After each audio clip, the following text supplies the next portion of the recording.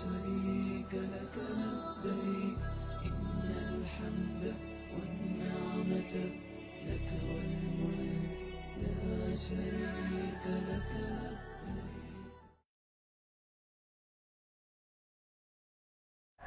যদি বলে মোহাম্মদ তাহলে খুলে দিও, মোহাম্মদ ছাড়া কারোর জন্য এই ঘর খোলা হবে না। তিনি কত বড় পাওয়ারফুল মানুষ, এরপরেও তিনি দুধের বাচ্চাগুলিকে বলছেন, ও আমার আদরের বাচ্চা, তোমরা যদি আমাকে একটু অনুমতি দিতে তাহলে গিলাসটা আমি বাম দিকে দিতাম। অনুমতি চাচ্ছেন কেন? নিজের পাওয়ারে দিয়ে দিবেন। তিনি নিজেই জিম্মি। আমি বুঝাতে পারছি না, আমি মনে হয় বুঝাতে পারলাম না। মোহাম্মদ সাল্লাল্লাহু আলাইহি সাল্লাম তার ধর্মের কাছে নিজেই জিম্মি। তাহলে বলেন আপনার পীর সাহেবদের ধর্ম চলে কি করে? ধর্ম একজন মানুষের কথা দিয়ে চলে পৃথিবীতে, যার নাম মোহাম্মদ সাল্লাল্লাহু আলাইহি সাল্লাম। পৃথিবীর কোন মানুষের কথা চলে না। এক গ্লাস পানি পান করতে কয়টা বিধান লাগে? 5টা বিধান লাগে। সম্মানিত উপস্থিতি, আব্দুল্লাহ ইবনে যায়েদ রাদিয়াল্লাহু তাআলা আনহু বলেন, রাসূল সাল্লাল্লাহু আলাইহি সাল্লাম বলেছেন, ইন্না মিম্মা তাখাওয়াফা উম্মতি আয-যিনা ওয়া শাহওয়াতুল খাফিয়া। আমার জীবনে আমার উম্মতের উপরে যেটা বড় ভয়, আমার জীবনে বড় ভয় জেনা বলে, আমার উম্মত জেনায় লিপ্ত হবে, এইটা আমার ভয়। 2 ওয়া শাহওয়াতুল খাফিয়া, আমার উম্মত গোপন পাপে লিপ্ত হবে, এইটা আমার ভয়। আমার উম্মত গোপন পাপে লিপ্ত হবে, এইটা আমার ভয়। 20 বছর আগে মোবাইলে এত গোপন পাপ হতো, এটা কেউ জানতো না। 20 বছর পরে আরো কত গোপন পাপের পথ বের হবে তা মানুষ জানে না। গাজীপুরে এই 10 তলা বিল্ডিং এর ওই উপর নাম রুমে একটা ছেলে বসে আছে, লন্ডনে তার বান্ধবী আছে, দুইজন দুইজনকে দেখছে। দুইজনকে দেখতে গিয়ে গায়ের কাপড় খুলতে খুলতে গাজীপুর 20 তলার উপরে ওই রুমে সে নগ্ন হয়ে গেল। লন্ডনে মেয়েটি নগ্ন হয়ে গেল। আশ্চর্য ধরনের জেনা, অবাক জেনা, যেই জেনা ঘরে ঘরে হচ্ছে। 1450 বছর পূর্বে তিনি বলেছেন, আমার উম্মতের উপরে আমার 2টা ভয়। আমার উম্মত জেনায় লিপ্ত হবে, এটা আমার জীবনে বড় ভয়। আমি মুহাম্মদ সাল্লাল্লাহু আলাইহি সাল্লাম জাতির কাছে বলে গেলাম, আমার উম্মত গোপন পাপ করবে, এটা আমার ভয়। আশ্চর্য, ছেলে 20 তলার উপরে আছে গাজীপুরে, ঢাকায়, মেয়েটা আছে লন্ডনে। দুইজন দুই ঘরে কাপড় খুলে দিয়েছে। আশ্চর্য ধরনের জেনা, আশ্চর্য ধরনের গোপন পাপ। সবাই মোবাইলে গোপন প্রেম করছে। আশ্চর্য, গোসলখানাতে ঢুকে জেনা করে। নিজ নিজ জেনা করার জন্য মেশিন যন্ত্র তৈরি করে নিয়েছে মহিলা। স্বামী নেই, স্বামী কোথায় গেছে প্রয়োজন মনে করে না, নিজ নিজ জেনাই সব লিপ্ত। আল্লাহর নবী বলছেন, আমার জীবনে বড় ভয়, আমার উম্মত জেনায় লিপ্ত হবে। আমার জীবনে বড় ভয়, আমার উম্মত গোপন পাপে লিপ্ত হবে। এসব হাদিস আমি কি দিয়ে বুঝাই জাতিকে? হাদিস তো 1450 বছর থেকে হাদিসে পড়ে আছে। হাদিস গ্রন্থে কেউ যে দেখে না, কেউ যে বলে না, কেউ যে বলা প্রয়োজন মনে করে না। যদি একটু বলতো তাহলে হয়তোবা জনগণ একটু ভয় পেত। কে একটু বলার চেষ্টা করে না। আবু হুরায়রা রাদিয়াল্লাহু তাআলা আনহু বলেন, রাসূল সাল্লাল্লাহু আলাইহি সাল্লাম বলেছেন, তুফতাবু সময়ে নিসফাল লাইলে, যখন রাত অর্ধেক হয় তখন আকাশের সব দরজা খুলে দেওয়া হয়। যখন রাত অর্ধেক হয় তখন আকাশের সব দরজা খুলে দেওয়া হয়। আল্লাহর নবী বলছেন, মামিন সাইলিন ফাইস্তাজাবু লাহু, যে যা চাই আল্লাহ তাকে তাই দিয়ে দেন। মায়াদুনি, যে ব্যক্তি প্রার্থনা করে ফাইস্তাজাবু লাহু, তার দোয়া কবুল হয়ে যায়। মা মিন ফিকারবিন ইফারজান হো, কেউ যদি বিপদে পড়ে, বিপদ থেকে বাঁচতে চায়, আল্লাহ তাকে বাঁচিয়ে দেন। ইল্লাল বাগিন বেফারজেহা, তবে তার যার জেনার সম্পর্ক আছে সে যতই আল্লাহকে বলুক তার কথা কবুল হয় না।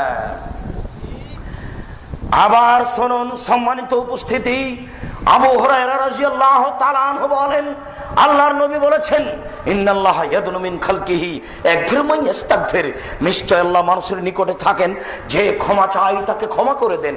নিশ্চয় আল্লাহ মানুষের নিকটে থাকেন যে ক্ষমা চায় তাকে ক্ষমা করে দেন। নিশ্চয় আল্লাহ মানুষের নিকটে থাকেন যে ক্ষমা চায় তাকে ক্ষমা করে দেন। ইল্লাল বাগিন বেফারজেহা, তবে যার জেনার সম্পর্ক আছে আল্লাহ তার কথা শোনেন না। যতদিন পর্যন্ত তোমার মোবাইলে প্রেমের গল্প চলবে ততদিন পর্যন্ত তোমার দোয়া সপ্তম আকাশের উপরে কবুল হবে না।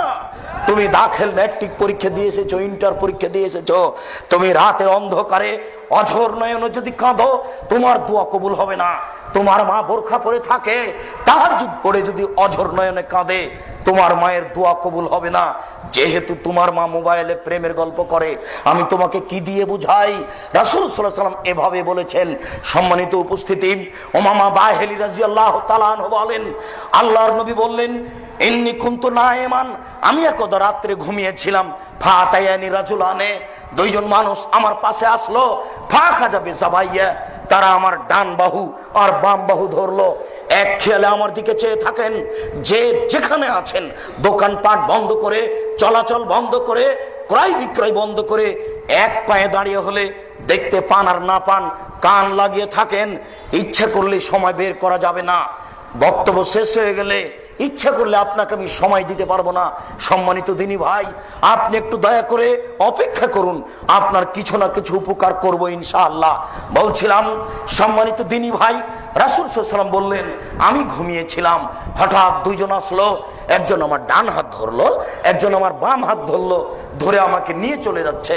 ফাইজানা বেকমিন, হঠাৎ দেখি অনেক মানুষ আসাধ্য শাইনিনতে ফাখান, ফুলে ফেপে 20 হাত, 30 হাত, 40 হাত, 100 হাত উঁচু উঁচু হয়ে আছে। অন্তানাহ রিহান, দুর্গন্ধে টিকা যায় না। কান্না রিহাউল মারাইজ, মনে হচ্ছে যেন তারা গণশৌচাগার, মনে হচ্ছে যেন তারা গণ টয়লেট, মনে হচ্ছে যেন তারা গ্রামের টয়লেট। গন্ধে টিকা যায় না, বিশাল বিশাল হয়ে উঁচু উঁচু হয়ে আছে। 30 হাত, 40 হাত, 50 হাত, 100 হাত উঁচু উঁচু হয়ে লাশ পড়ে আছে, গন্ধে টিকা যায় না। ছি ছি ছি ছি ছি। আমি বললাম, জিবরাইল মান হাউলায়ে, এরা কারা? একই কথা। জিবরাইল, এরা কারা? একই কথা। জিবরাইল, এরা কারা? একই কথা। জিবরাইল বললেন, আহমদ জোনাতা জাওয়ানি, এরা হলো ব্যভিচার ব্যভিচারনী। বলো যুবক, এরা কারা? এরা হলো ব্যভিচার ব্যভিচারনী। যারা জেনায় লিপ্ত হয় তারা এভাবে ফুলে ফেঁপে পড়ে থাকবে, গন্ধে মানুষ টিকতে পারবে না। যুবক শোনো, লম্বা হাদিস, 1 ঘন্টা লেগে যাবে অনুবাদ করতে। আজকে মোহাম্মদুল আলামিন মসজিদে সুদের বক্তব্য ছিল, ওখানে লম্বা হাদিসটা অনুবাদ হয়েছে। আজকে 11টার সময় যারা নেটে দিবে, তোমাদের বলছি ওটা টান দিয়ে দেখে নাও। সুদ বিস্তারিত বিবরণ দেওয়া আছে, সুদ কি জিনিস। লম্বা হাদিস থেকে তোমাকে একটা অংশ আমি অনুবাদ করে শোনাই। সম্মানিত মুরব্বিয়ানে কেরাম, আল্লাহর নবী বললেন, আমি গত রাত্রে স্বপ্নে দেখলাম দুইজন মানুষ আমার পাশে আসলো, মানে জিবরাইল আমার ডান হাত ধরলেন, মেকাইল আমার বাম হাত ধরলেন, ধরে আমাকে বাইতুল মুকাদ্দাসের দিকে টেনে নিয়ে যাচ্ছেন। যেতে যেতে ফাতাইন আল্লাহ নাকবিল মিসলি তান্নুরে, চলে আসলাম একটা গর্তের পাশে। গর্তটা চুলার মতো। চুলা কেমন হবে? এই যে গাজীপুরে যেটা তান্দুরি রুটি করে, বুঝাতে পারলাম না, একটা মোটা রুটি আছে না, যেটা গায়ে লাগিয়ে দেওয়া হয়, এরকম চুলা আমি দেখলাম। এই চুলার ভিতরে আগুন আছে, আগুন উপরে চলে যাচ্ছে। আগুন যখন উপরে চলে যাচ্ছে, তখন মনে হচ্ছে ওর ভিতরে যা আছে কাদা এখরজু মিনহা, বের হয়ে বাইরে পড়ে যাবে। ফাইজা খামেদাত রাজাউ ফিহা, যখন আগুনটা একটু কমছে, সবকিছু ভিতরে চলে যাচ্ছে। ফাইদা ফিহা রেজালুন অনেসাউন ওরাতুন, তাতে দেখি পুরুষ নারী উলঙ্গ অবস্থায় জমা ধরে আছে, আগুনের ভিতরে জ্বলছে। পুরুষ নারী উলঙ্গ হয়ে আছে, জমা ধরে আছে। আগুন যখন ধাঁধা ধাঁধা করে জোরে উপরে উঠছে, পুরুষ নারী আগুনের ভিতরে ধাঁধা করে উপরে চলে যাচ্ছে। আবার যখন আগুনটা কম হচ্ছে, তখন আবার নিচের দিকে চলে যাচ্ছে। দৃশ্য দেখে আমি বললাম, জিবরাইল মান হাউলায়ে, এরা কারা? একই কথা। পুরুষ নারী উলঙ্গ অবস্থায় জমা ধরে আছে, আগুনের মধ্যে ধাঁধা করে জ্বলছে। ছি ছি ছি ছি, এরা কারা জিবরাইল? এরা কে? তখন জিবরাইল বললেন, আহমদ জোনাত, তারা হচ্ছে ব্যভিচার ব্যভিচারনী। যুবক, আমি তোমাকে কি দিয়ে বুঝাই যে না কত বড় মহাপাপ, তার বাস্তবতা কত কঠিন, তার পরকাল কত কঠিন, তার কিয়ামতের মাঠ কত কঠিন। আল্লাহ নবী বলছেন, যেসব মহিলারা জেনায় লিপ্ত হয় তাদের লজ্জা স্থানের গন্ধে জাহান্নামীরা জাহান্নামে টিকতে পারবে না। যেসব মহিলারা জেনায় লিপ্ত হয় তাদের লজ্জা স্থানের গন্ধে জাহান্নামীরা জাহান্নামে টিকতে পারবে না। আমি কি দিয়ে বুঝাই জেনা কত খারাপ জিনিস, যারা জেনায় লিপ্ত হবে তাদের শরীর হাত কত গন্ধ করবে, আর একজন জাহান্নামে টিকতে পারবে না। সম্মানিত উপস্থিতি, আবু হুরায়রা রাদিয়াল্লাহু তাআলা আনহু বলেন, রাসূল সাল্লাল্লাহু আলাইহি সাল্লাম বলেছেন, আল বিক্রু বিল বিক্রি জিলদুমি ওয়া তাগরিবু সানা। অবিবাহিত ছেলে মেয়ে যদি জেনা করে তাহলে তাকে 100 লাঠি পিটিয়ে এলাকা থেকে 1 বছরের জন্য তাড়িয়ে দিতে হবে। তিনি বলেন, আস-সাইবু বিস-সাইবার রাজম। বিবাহিত পুরুষ নারী যদি জেনা করে তাহলে তাকে ইট ঢেল পাথর দিয়ে মেরে মেরে মেরে ফেলতে হবে। আয়েশা রাদিয়াল্লাহু তাআলা আনহা বলেন, রাসূল সাল্লাল্লাহু আলাইহি সাল্লাম বলেছেন, মান কালা লা ইলাহা ইল্লাল্লাহ ওয়া আন্না মুহাম্মাদুর রাসূলুল্লাহ, যে ব্যক্তি বলবে লা ইলাহা ইল্লাল্লাহ ওয়া আন্না মুহাম্মাদুর রাসূলুল্লাহ, তাকে হত্যা করা যাবে না, তাকে মেরে ফেলা যাবে না, ইল্লা বিহিদা সালাসা, তবে 3টা পাপের কারণে মানুষকে হত্যা করা যায়। তবে 3টা পাপের কারণে মানুষকে হত্যা করা যায়। 3টা পাপের কারণে মানুষকে হত্যা করা যায়। এক, আর তারিকুল লিদিনিহি, ধর্মত্যাগী। কেউ যদি বলে আমি কোরআন মানি না, তাহলে সরকারের পক্ষ থেকে তাকে ফাঁসি দিতে হবে। কেউ যদি বলে গাভীর দুধ হারাম, সরকারের পক্ষ থেকে তাকে ফাঁসি দিতে হবে। কেউ যদি বলে মদ হালাল, তাহলে সরকারের পক্ষ থেকে ফাঁসি দিতে হবে। সম্মানিত উপস্থিতি, বলছিলাম এই লোকটার গলায় ফাঁস দেওয়া হয়েছে, ফাঁস টান টান, তখন বলছে আমার ভুল হয়েছে, আমার ভুল হয়েছে। কথা আমি ফিরিয়ে নিলাম, এই লোকটাকে ফাঁস থেকে নামিয়ে দিতে হবে, এর ফাঁসি হবে না। 3 শ্রেণীর মানুষকে হত্যা করতে হয়। তার 1 শ্রেণীর মানুষ ধর্মত্যাগী, তবে তার বাঁচার পথ আছে। 2, কাতালা নাফসান, কেউ যদি কোনো মানুষকে হত্যা করে ফায়ুক্তালো, তাহলে তাকে হত্যা করতে হবে, এর নাম কিসাস। এই ছেলে শোনো, তোমার দাদা 90 বছর বয়স, 3 বার হজ করেছে, তাহাজ্জুদ পড়ে ঘর থেকে বের হচ্ছিলেন, মসজিদের দিকে যাবেন, ওই যে ওই পাড়ার ছেলেটা কালকে তোমার দাদাকে অকথ্য ভাষায় গালি দিয়েছে। তোমার দাদার একটা রাগ ছিল, তাহাজ্জুদ পড়ে বের হয়ে ঘর থেকে বের হতে ওই ছেলেটা এক থাপ্পড়ে ছেলেটা মারা গেল। এবার তোমার দাদাকে হত্যা করতে হবে। বুঝাতে পারলাম না? এর নাম কেসাস, এর নাম কেসাস। তবে তোমার দাদার বাঁচার পথ আছে। ওই ছেলের বাপ মা যদি বলে আচ্ছা যাক যাক যাক, ও আমার ছেলে মেরেছে, আমরা তাকে মারবো না, তাহলে তোমার দাদা বেঁচে যাবে। তবে পাপটা ছিল হত্যার যোগ্য। শোনো, কেউ যদি জেনা করে বিবাহের পরে, তাহলে দুনিয়াতে তাকে বাঁচানোর কোনো পথ নেই। একটা আশ্চর্য পাপ, পৃথিবীতে এরকম কোনো পাপ নেই যাতে বেঁচে থাকার সুযোগ হারিয়ে যায়। আশ্চর্য ধরনের পাপ। একটু খেয়াল করুন, এক খেয়ালে চেয়ে থাকবেন, 19-20 হয় না যেন, নড়াচড়া করবেন না, নইলে অনুবাদ বুঝতে পারবেন না। এইদিকে দেখেন, গামেদ সম্প্রদায়ের একজন মহিলা আসলো আল্লাহ রাসূলের দরবারে, এসে বলছে তাহেরনি ইয়া রাসূলুল্লাহ, হে আল্লাহ রাসূল, আমাকে পবিত্র করুন। তখন আল্লাহ রাসূল বললেন, এই যেই তুমি বাড়ি ফিরে যাও, আস্তাগফিরুল্লাহ, আল্লাহর নিকটে ক্ষমা চাও, ও তুবি ইলাইহি, তুমি তওবা করো, তোমার পাপ ক্ষমা হয়ে যাবে। তখন মহিলাটি বলছে, আতুরাদ্দানি কামারা দাত্তা মাইজুবে মালিক, মাইজুবে মালিকের আপনি বিচার করেননি, মুহাম্মদ সাল্লাল্লাহু আলাইহি সাল্লাম আপনি মাইজুবে মালিকের বিচার করেননি, বারবার তাকে ফিরিয়ে দিচ্ছিলেন, সেইভাবে কি আপনি আমাকে ফিরিয়ে দিতে চাচ্ছেন? ওয়ান্না হুবলা মিনাজ জিনা, আমার পেট উঁচু হয়েছে অবৈধ সন্তানে, আমার পেটে অবৈধ সন্তান রয়েছে, দয়া করে আমাকে ফিরিয়ে দিন না, আমার বিচার করে দেন, দয়া করে আমাকে ফিরিয়ে দিন না, আমার বিচার করে দেন। তখন আল্লাহ রাসূল বলেন, আচ্ছা ঠিক আছে, এই যে এই হাক্কা তালে দি, তুমি বাড়ি চলে যাও, যেদিন তোমার বাচ্চা হবে আসিও, তোমার বিচার করে দেবো। মহিলা চলে গেল। মুসলিম গ্রন্থে এসেছে যে বাচ্চা সবেমাত্র প্রসব হয়েছে, ওই বাচ্চাকে নেকড়ায় জড়িয়ে নিয়ে এসে আল্লাহ রাসূলের দরবারে এসে বলছে, আল্লাহ রাসূল, এ দেখেন বাচ্চা প্রসব হয়েছে, এ দেখেন বাচ্চা। তখন আল্লাহ রাসূল বাচ্চার দিকে লক্ষ্য করে মাথা নিচু করে বলছেন, এই যে তুমি বাড়ি ফিরে যাও, ফারজেই হে, বাচ্চাকে দুধ খাওয়াও, হাতা তাপ্তে মিহে, যেদিন বাচ্চা দুধ ছেড়ে দিবে সেদিন আসিও, আমি বিচার করে দেবো। মহিলা বাচ্চা নিয়ে চলে গেল, বাচ্চাকে দুধ পান করালো। 2 বছর পরে বাচ্চা নিয়ে বিচারালয়ে উপস্থিত। এমত অবস্থায় বাচ্চার হাতে 1 টুকরা রুটি রয়েছে। এই রুটি প্রমাণ করে বাচ্চা খাদ্য খেতে পারে। ফাওয়াসাদাহু বিয়াদি রাজুলিন মিনাল মুসলিমিনা, আল্লাহর নবী বাচ্চাটাকে একজন মুসলমানের হাতে দিলেন, বললেন যাও, এই তুমি বাচ্চাকে লালন পালন করো। এরপরে তিনি বললেন, সঙ্গী সাথী ইজাবু বিহা তোমরা একে মাঠে নিয়ে যাও, অফিরাল্লাহ সাদরিয়া, মাঠে নিয়ে গিয়ে গর্ত খুঁড়ে বুক পর্যন্ত পুঁতে দাও। দুঃখিত আমার সম্মানিত দিনী ভাই, আপনাকে আমি কি দিয়ে বুঝাই জেনা কি জিনিস, বিচার কি জিনিস?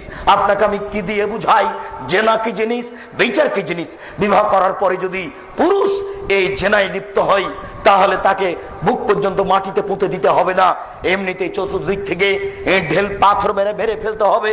কিন্তু মহিলা মানুষ যদি তার গায়ে পাথর মারা হয় তাহলে অঙ্গ প্রত্যঙ্গ খুলে যেতে পারে, ইসলাম এটা মেনে নিবে না। এই অবস্থায় তাহলে কি করা যায়?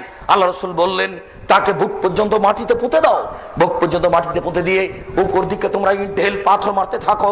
সাহাবীগণ বলেন আমরা তাকে মাঠে নিয়ে গেলাম, মাঠে নিয়ে গিয়ে গর্ত খুঁড়ে বুক পর্যন্ত মাটিতে পুঁতে দিয়ে চতুর্দিক থেকে ঢেল পাথর মারতে লাগলাম।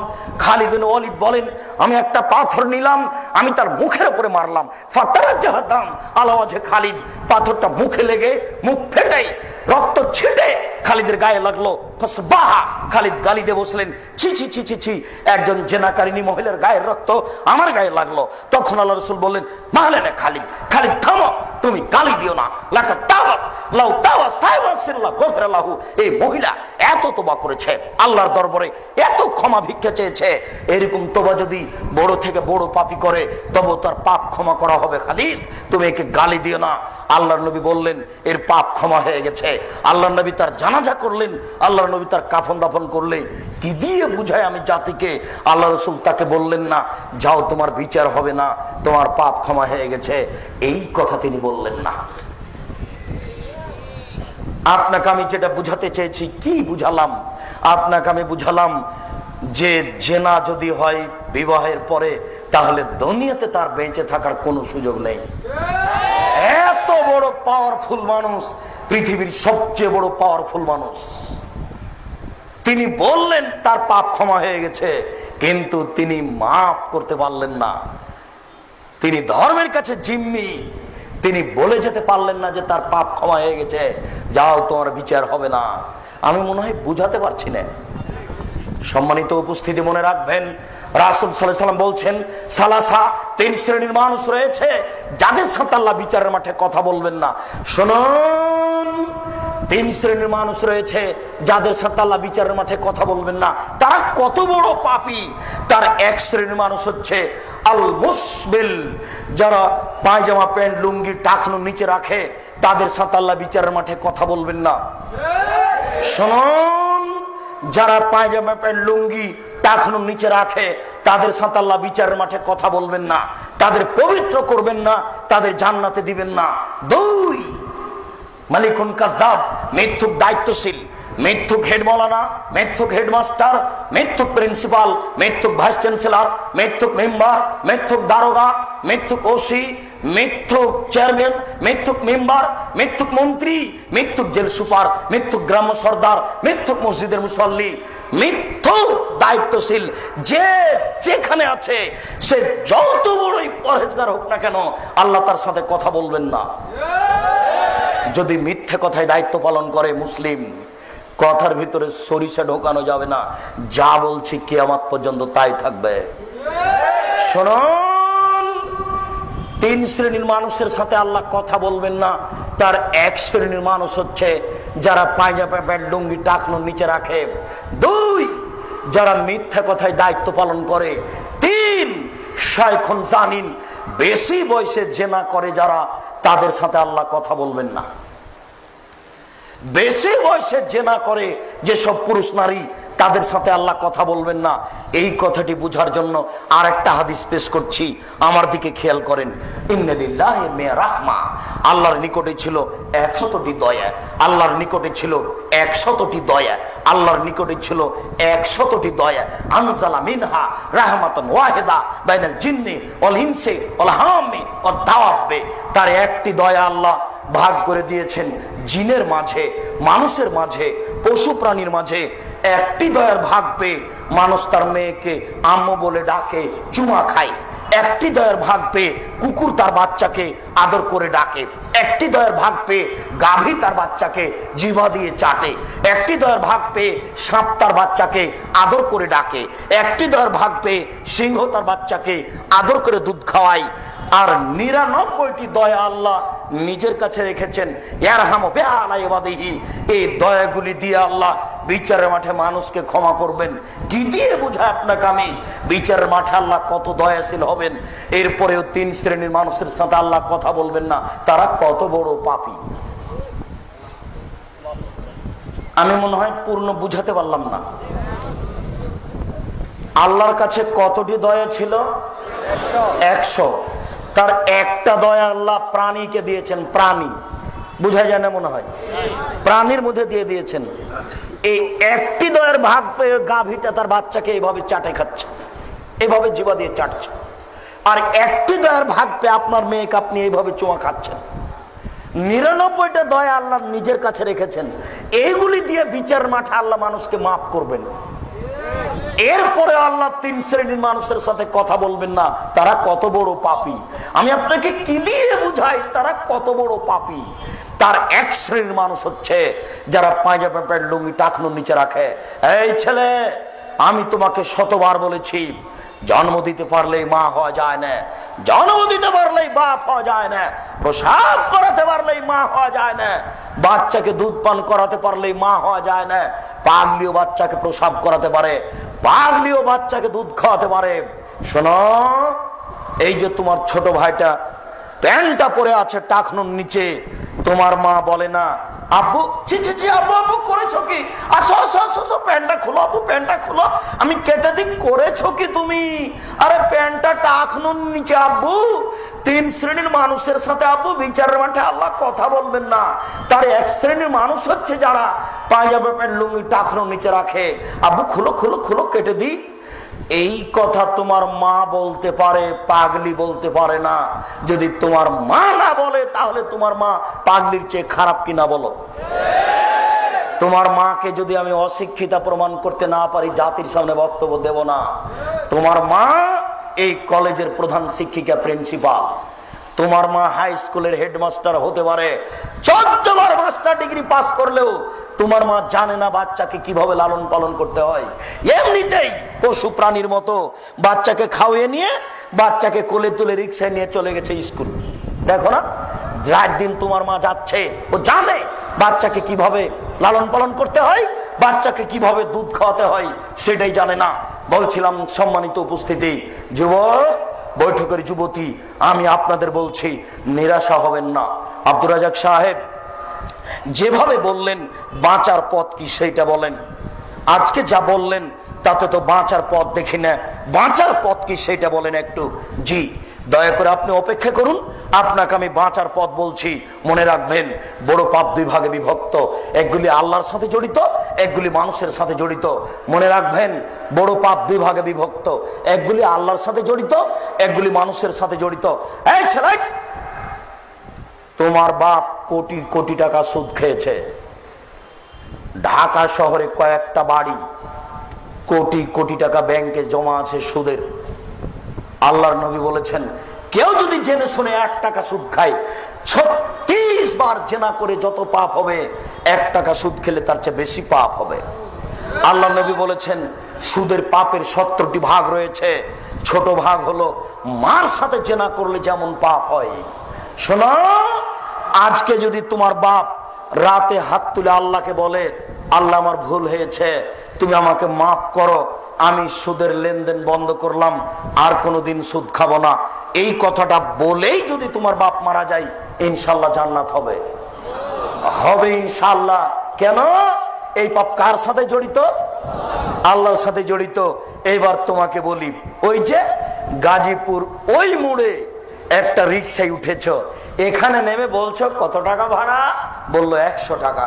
2 থাপ্পড় বেটা, দলীয় দাপট দেখো, 2 থাপ্পড় বেটা, 20 টাকা ভাড়া, 100 টাকা চাও। দিয়ে 20টা টাকা দিয়ে 2টা থাপ্পড় দিয়ে বিদায় করে দিল। এখন ক্ষমা নাও দেখি, কিয়ামত পর্যন্ত কাঁদো, কিয়ামত পর্যন্ত, মরা পর্যন্ত যদি কেঁদে এই পাপ ক্ষমা হয়ে যায়, ইসলাম ধর্ম মিথ্যা। নাউজুবিল্লাহ, ইসলাম ধর্ম মিথ্যা নয়। শোনো, এই পাপ যদি ক্ষমা হয়ে যায়, আল্লাহ হবেন অত্যাচারী। এই পাপ যদি ক্ষমা হয়ে যায়, আল্লাহ হবেন অত্যাচারী। আল্লাহ বলেছেন, আমার উপরে আমি আল্লাহ অত্যাচার হারাম করেছি, আমি অত্যাচার করব না। আব্দুর রাজাক সাহেব তাহলে ক্ষমা হবে কিভাবে? রিক্সাওয়ালাকে খুঁজে বের করতে হবে, হাত ধরে বলতে হবে, ও রিক্সাওয়ালা, আমি বুঝতে পারিনি গো, তোমাকে এক থাপ্পড় মারা আমার ভুল হয়েছে, তুমি আমাকে মাফ করো। এই কথা বলা ছাড়া ইহকালে পরকালে কোথাও আর ক্ষমা নেই। আশ্চর্য পাপ, মানুষের সাথে জড়িত পাপ। তুমি তো আর বুঝতে পারছো না চেয়ারম্যান, মেম্বার, এমপি, মন্ত্রী কত বিপদে আছে।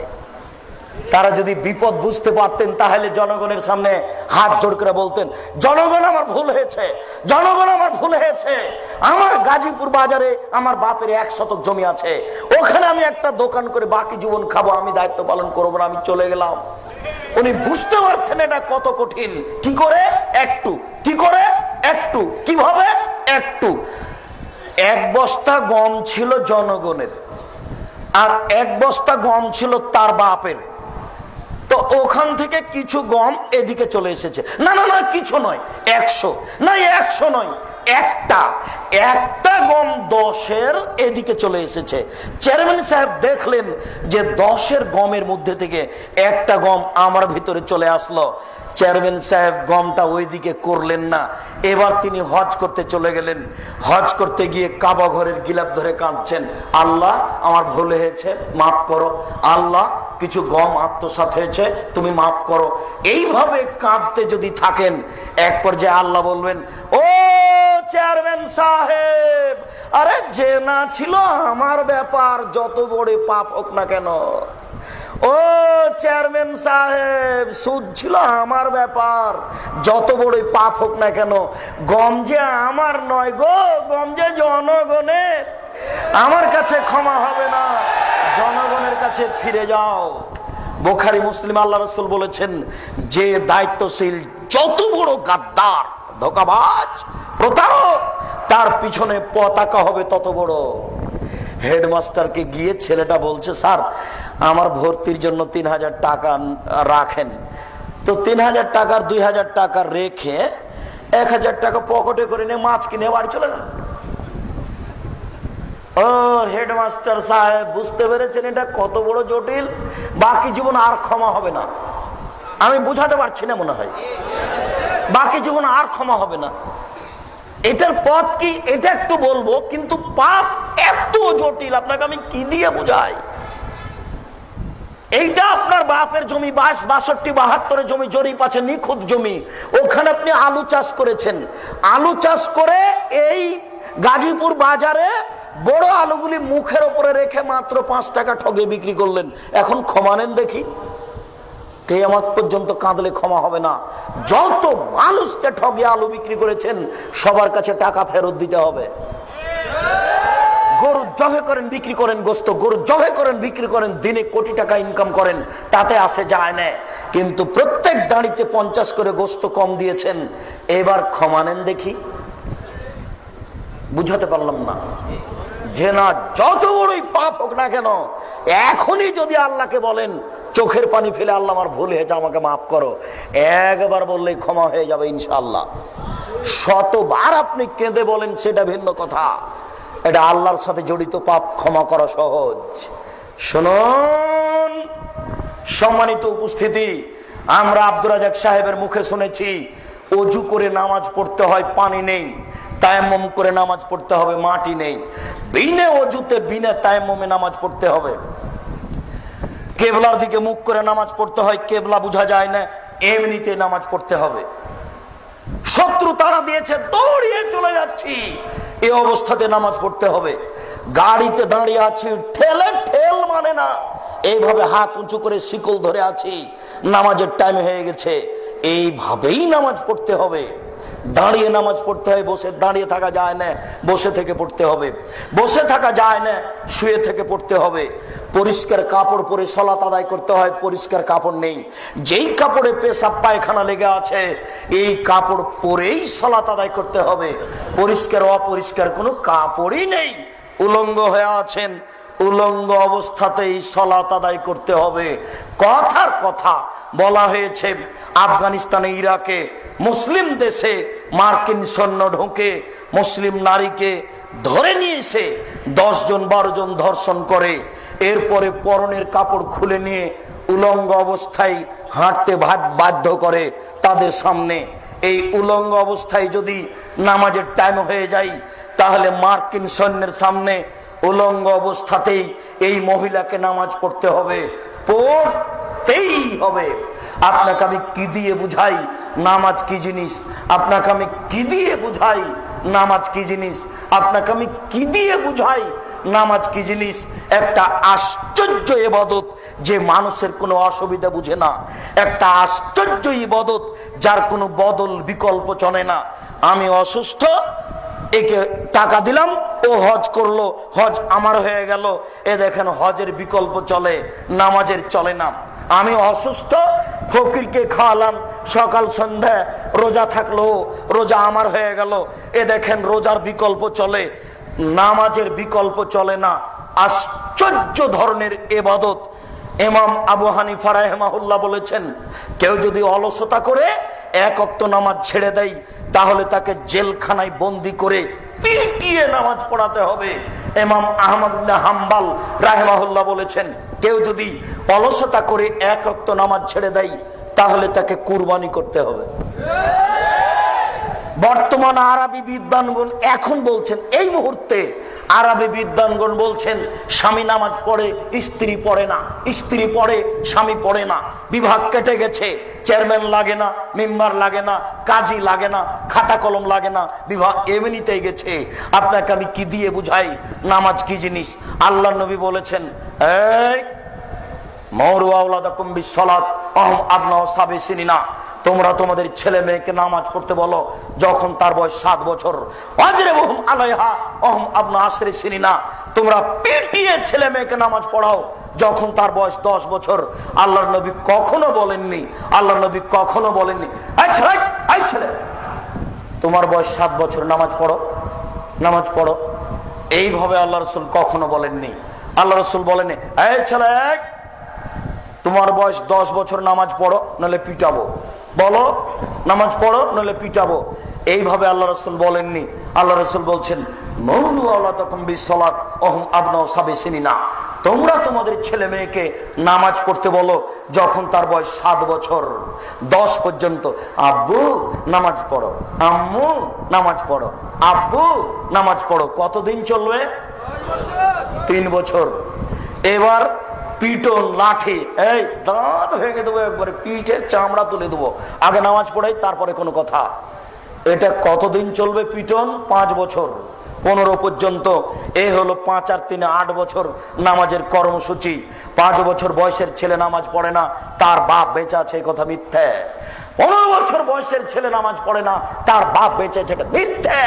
কাপুরুষকে, অযোগ্যকে, কাপুরুষকে, অযোগ্যকে আমি আব্দুর রাজ্জাক বাবা বলতে চাই না। আল্লাহ রাসূল তাকে বারবার বলেছেন, এ কাপুরুষ তুই বিবাহ করিস না। চোখ যেভাবে ঘুরে বউ সেভাবে চলে, এর নাম ক্ষমতা। চোখ যেভাবে ঘুরে বউ সেভাবে চলে, এর নাম ক্ষমতা। চোখ যেভাবে ঘুরে পরিবার সেভাবে চলে, এর নাম ক্ষমতা। তোর ক্ষমতা নেই, তুই বিবাহ করিস না। আল্লাহ রাসূল অনেককে নিষেধ করেছেন এভাবে। আবু যার গেফারি বলছেন, আল্লাহ নবী আমাকে একটু এলাকার নেতা করে দেন না। তখন আল্লাহ রাসূল বলছেন, হায় হায় আবু যার, তুমি করেছো কি? আরে নেতৃত্ব আমানত, তুমি তো দুর্বল মানুষ, তুমি পারবা না। নেতৃত্ব দিবে উমর, যে সকালকে সকাল করে দেখাতে পারে, বিকাল হবে না। যে বিকালকে সকাল করবে না, বিকাল করে রাখবে, যার নাম উমর, যার কথা শুনলে বনের পশু কাঁপে, যার নামটা মনে নিলে মানুষের অন্তর কাঁপে বলে ইতিহাস বলে। এই লোক নেতৃত্ব দিবে। আবু জার, তুমি কেন? আল্লাহ রাসূল বলছেন, এ কাপুরুষ তুই কেন বিবাহ করবি? তুই যে বউ কন্ট্রোল করতে পারবি না, ছেলে মেয়ে কন্ট্রোল করতে পারবি না, তুই রোজা থাক। রোজা থেকে থেকে থেকে যৌবনকে ধ্বংস কর। যার ক্ষমতা আছে সে যেন বিবাহ করে। বলো যুবক, এইসব পতিতালয়ের মেয়েগুলি রাস্তাঘাটে হাঁটছে, এর জন্য এ দায়ী না তার বাপ দায়ী? বলো যুবক, আজকে গ্রামে গার্মেন্টসে হাজারো হাজার নারী, এর নাম জেনার আস্তানা, হাজারো হাজার লক্ষ কোটি নারী নির্দ্বিধায় জেনা করছে। বলো এর জন্য কে দায়ী? ওর বাপ দায়ী, ওর বাপ দায়ী। কাপুরুষের বিবাহ করা ঠিক হয়নি। কাপুরুষের উচিত ছিল ভিক্ষা করে ছেলে মেয়েকে খাওয়ানো। কাপুরুষের কি উচিত ছিল? ভিক্ষা করে ছেলে মেয়েকে খাওয়ানো, কেন মেয়েকে এখানে পাঠালো? কেন মেয়ে এভাবে বেশ্যালয়ের মেয়ে সেজে রাস্তাঘাটে ঘুরবে? কেন ঘুরবে? দুঃখিত, আমি আপনাকে কি দিয়ে বুঝাই? সম্মানিত উপস্থিতি, বলছিলাম নামাজ যত বড়ই কঠিন ইবাদত হোক না কেন, এই লোকটার বই 70 বছর একদিনও নামাজ পড়েনি। আজকে বলছে আল্লাহ আমার ভুল হয়েছে, আমি আজ থেকে নামাজ ধরবো, আল্লাহ তুমি আমাকে মাফ করো। এই কথাটা বলেই মারা গেছে, ইনশাল্লাহ জান্নাত পাবে। বলেন কেন দেখি? নামাজ কার সাথে জড়িত? আল্লাহর সাথে জড়িত। এই ছেলে, তোমার বাপ তোমার বড় ভাইকে জমি দিয়েছে, তোমাকে দেয়নি। এবার বলো তোমার বাপের কি হবে? আর জান্নাত হবে না। শুনুন, বাংলাদেশের নোংরা নীতি, প্রায় পরিবারে তোমার বাপের 90 শতক জমি, তুমি আর তোমার 2টা বোন, বা তুমি আর তোমার 1টা বোন, বলো তো তোমার বাপ মরার পরে 60 শতক নিবা তুমি, আর 30 শতক নিবে তোমার বোন। তো এই 30 শতক কি তোমার কাছে একদিন থাকার অনুমতি আছে? তো বছর বছর আছে কেন? বুঝাতে পারলাম না কথা মনে হয়। আগামীকাল সন্ধ্যা হতে হতে বোনের ভাগ দিতে হবে, তারপরে কোনো কথা আছে? গাজীপুর শহরে বাপের জমি আছে, তাতে কি হবে? প্রয়োজনে ভিক্ষা করে খাবো, বোনের জমি খাবো না। আপনি বুঝতে পারছেন না। আপনাকে আমি একটা বাক্য বুঝাতে পারিনি। আল্লাহ রসুল বলেছেন, মানুষের মরণ যেভাবে মানুষকে খুঁজে, মানুষের রুজি মানুষকে সেভাবে খুঁজে, মানুষের মরণ যেভাবে মানুষকে খুঁজে, মানুষের রুজি মানুষকে সেভাবে খুঁজে। মরণ কাউকে ধরেনি, 1000 বছর থেকে পড়ে আছে। এইটা কি ঘটেছে? মরেনি এমন কোন মানুষ কি আছে? মরণ যেমন মানুষকে খুঁজে, মানুষের রুজি তেমন মানুষকে খুঁজে। পৃথিবী সৃষ্টির 50,000 বছর পূর্বে আপনার রুজি যা লেখা হয়েছে, যেদিন আপনি মায়ের পেটে 3-4 মাস, সেই দিন রুজি আবার ওটাই লেখা হয়েছে। এই ছেলে শোনো, তোমার বাপ 6 মাস হলো কিছু খায় না, শুধু ফলের রস খায়, কিছুই খায় না, বলো বেঁচে আছে কেন? শোনো, রুজি শেষ হয়ে গেছে, হায়াত বাকি আছে, এই জন্য বেঁচে আছে। কিছুই যদি না খায় তবু বেঁচে থাকবে। এবার শোনো, এই ছেলে, তোমার বাপ খালি বেশি বেশি খেতে চাচ্ছে, তোমার মা এখনই দিয়ে আসলো, আবার বলছে আমাকে ক্ষুধা লেগেছে, খেতে দাও তো। এটা কেন বলো? তোমার বাপের হায়াত শেষ হয়ে গেছে, রুজি বাকি আছে। একটা চাউল বাকি রেখে মারা যাবে না। আমি বুঝাতে পারছি না। একটা চাউল বাকি রেখে মারা যাবে না। যেই চাউল নির্ধারণ হয়েছে পৃথিবী সৃষ্টির কতদিন পূর্বে? 50,000 বছর পূর্বে। ওটা আবার রেনু করা হয়েছে কখন? মায়ের পেটে যেদিন 3-4 মাস, সেই দিন আবার লেখা হয়েছে। শুনুন, আগামীকাল সন্ধ্যা হতে হতে বোনের ভাগ দিবেন, তাহাজ্জুদ পড়ে জান্নাত কেনার চেষ্টা করিয়েন না। আগামীকাল সন্ধ্যা হতে হতে শ্বশুরকে মোটরসাইকেল ফেরত দিও, কাপুরুষের পরিচয় দিও না, লজ্জা করিও। লজ্জা থাকা উচিত, লজ্জা করিও। বক্তব্যের সাথে মুনাফিকি করো না। আব্দুর রাজাক সাহেব, বুঝতে পেরেছি মানুষের সাথে জড়িত পাপ সবচেয়ে জটিল, কঠিন। আল্লাহর সাথে জড়িত পাপ খুবই ক্ষমা নেওয়া সহজ। জেনা আল্লাহর সাথে জড়িত পাপ। জি, জেনা আল্লাহর সাথে জড়িত পাপ। নিরাশা হবেন না, আপনাকে আমি কয়েকটি পথ দেখাচ্ছি। এই ছেলে শোনো, আজকে যদি তুমি মোবাইলে গল্প বন্ধ করতে পারো, যত নাম্বার আছে কেটে দিতে পারো, আর যদি বলতে পারো জিন্দেগিতে আমি আর কোনোদিন কোনো মেয়ের সাথে কথা বলবো না, তোমার মায়ের নাম্বার ছাড়া আর কোনো নাম্বার থাকবে না। এখন তুমি যদি পৃথিবীর যে কোনো বিপদে পড়ো, আল্লাহ তোমাকে বাঁচিয়ে দিবে ইনশাআল্লাহ। আব্দুর রাজাক সাহেব এত বড় কথা বললেন, দলিল আছে তো? তা তো অবশ্যই, দলিল ছাড়া আমি কোনো বাক্য ব্যবহার করি না। বলেন দেখি। এদিকে শোনো, তুমিও জানো, 3 জন মানুষ রাস্তায় হাঁটছিল, বুখারী মুসলিম। হাঁটতে হাঁটতে বৃষ্টি আসলো, গর্তে ঢুকে গেল, পাথর একটা উপর থেকে এসে গর্তের মুখে পড়ে গেল, বের হতে পারে না, ঠেলতেও পারে না, ধাক্কা দিতে পারে না। 3 জনের একজন বলল, আল্লাহ, আমার বাপ মাকে ভালোবাসতাম, পাথরটা সরিয়ে দেন। আচ্ছা ঠিক আছে, কিছু অংশ দিলাম। দ্বিতীয় জন বলল, আল্লাহ আমি একটা লোককে কাজের জন্য নিয়েছিলাম, অর্ধেক দিন কাজ করে চলে গেল, আমি টাকা দিতে চাইলাম, নিল না। অনেকদিন পরে এসে বলছে টাকা দেন। আমি বললাম গরু ছাগল নিয়ে যাও। বললো মজাক করবেন না, একদিনের টাকা দেন। আমি বললাম তোমাকে মজাক করিনি, তুমি সব গরু ছাগল নিয়ে যাও। নিয়ে চলে গেল। তোমাকে সন্তুষ্ট করার জন্য যদি করে থাকি তাহলে আজকে পাথর সরিয়ে দাও। আল্লাহ বললেন আচ্ছা ঠিক আছে, সরিয়ে দিলাম। তিনজনের তৃতীয় জন বলল, আল্লাহুম্মা ইন্না বিনতা মিন লি উহিব্বুহা কাইহুব্বু কা আসাদতে হুব্বুর রাজালান নিসা। আমার চাচার একটি মেয়ে ছিল, আমার চাচাতো বোন, আমি তাকে এত বেশি ভালোবাসতাম, পৃথিবীর মানুষ নারীকে যা ভালোবাসে তার চেয়ে লক্ষ কোটি গুণ বেশি আমি ভালোবাসতাম। আমি তার সাথে জেনা করতে চাইলাম, সে নাকচ করে দিল। সে বলল যদি 100টি স্বর্ণের টাকা দিতে পারো আমি রাজি।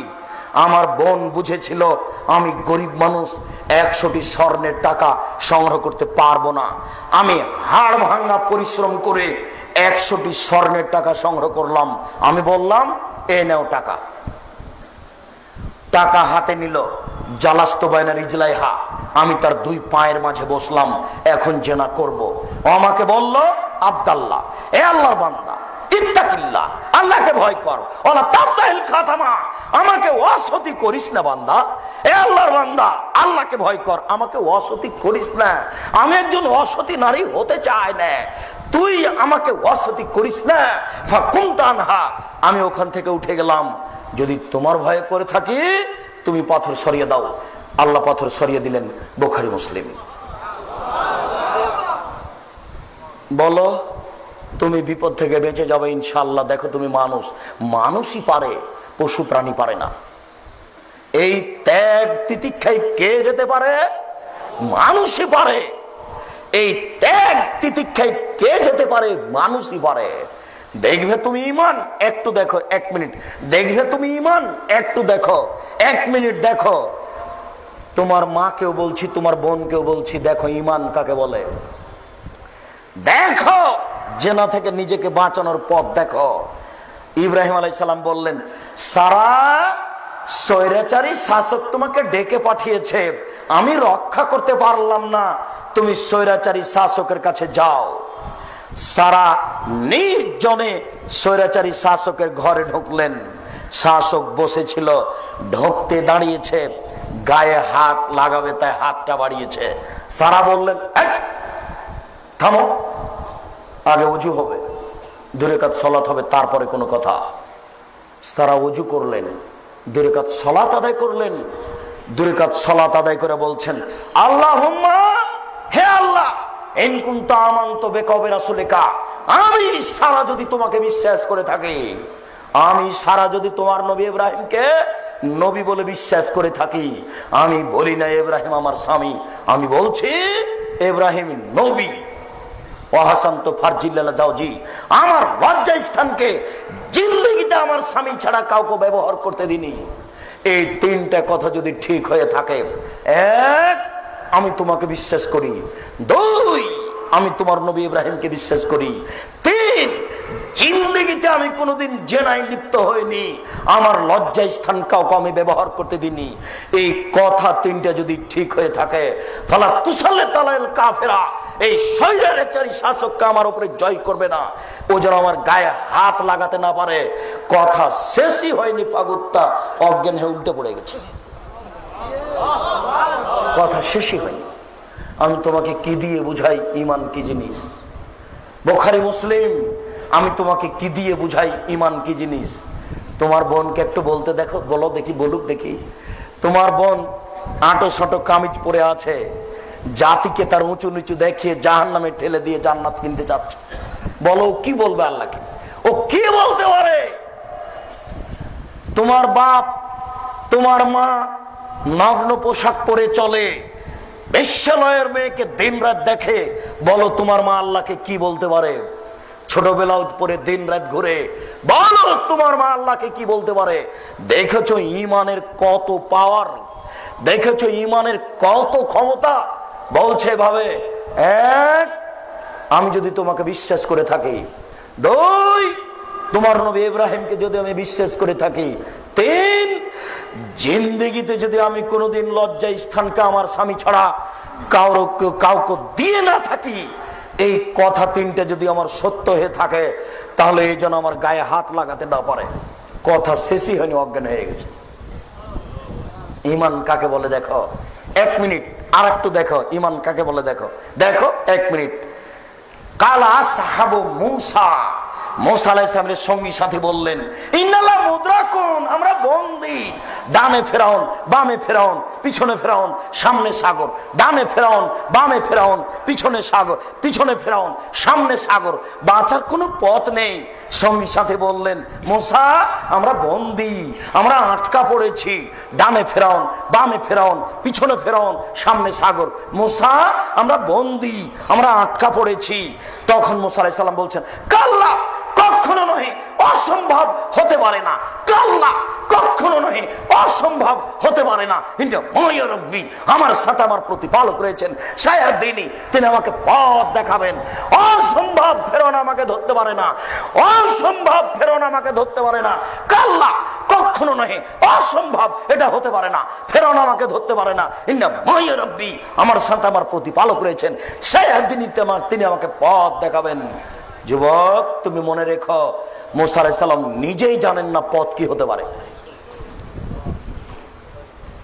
মূসা আলাইহিস সালাম নিজেই জানেন না পথ কি হতে পারে, তবে তার ঈমান বলছে মূসা আমাকে ধরতে পারে না, ফেরাউন আমাকে ধরতে পারে না।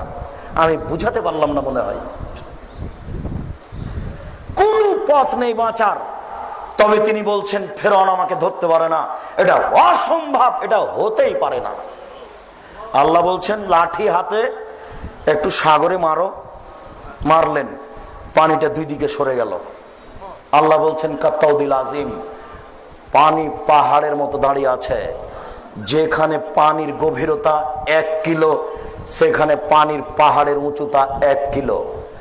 যেখানে পানির গভীরতা 1000 কিলো, সেখানে পানির পাহাড়ের উঁচুতা 1000 কিলো। যেখানে পানির গভীরতা 5000 কিলো, সেখানে পানির পাহাড়ের উঁচুতা 5000 কিলো। পানি দুই দিকে সরে দাঁড়িয়ে আছে। মূসা আলাইহিস সালাম তার লোকজন নিয়ে হেঁটে চলে গেলেন।